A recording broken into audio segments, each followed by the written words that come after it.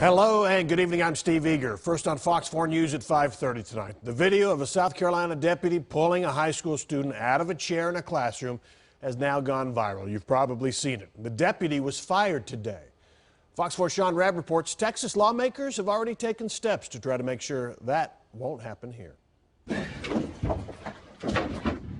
It's the video that has impacted many. I was appalled, actually, that an officer would be treating a student in this manner.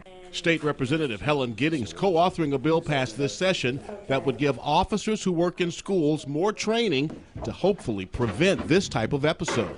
We are creating a 16-hour training program so that all school resource officers and municipal police who are contracted to go into ISDs have to have this training in order to go onto the campus and work with these students. House Bill 2684 requires specific training for officers who work in schools in de-escalation techniques, mental health, restorative justice, psychological development of adolescents, conflict resolution, and mental health illness. It's a good law.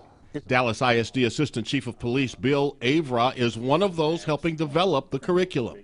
It's going to be things that we need daily in the school district setting that maybe the average street officer wouldn't come into his contact with as often. Avra worked in several departments 28 years before coming to Dallas ISD. He won't weigh in on whether the South Carolina deputy was right or wrong, but says school resource officers should handle that confrontation differently. We would address the situation, seek compliance, and then, of course, we could ramp up if necessary. You can always ramp up. Sometimes it's not as easy to ramp down. We want to make sure that our students understand the authority that police officers have and that they comply with that authority. But in the end, I think the worst thing we can do for our children is to have them afraid of police officers.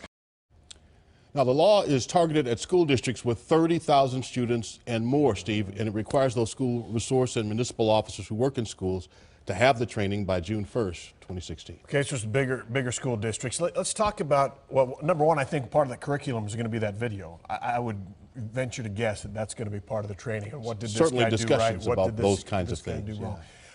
Basically, this has to be in place by the end of this school year. Yes. And they're saying they're developing the curriculum. Is that a push? Are they going to make it? How do they feel about it? So the school resource officers really want to have until the beginning, over the summer, and have it in place by the end of the summer. But the law that was passed said by June 1st, so they're trying to work that part out. Really can't change the law once it's written. And the idea is once they are trained, then in the coming years, maybe even smaller districts will pick it up. But right now, it's a push to get it done by the end of the school year. Okay, Sean Rabb, thanks. All right. Nice job.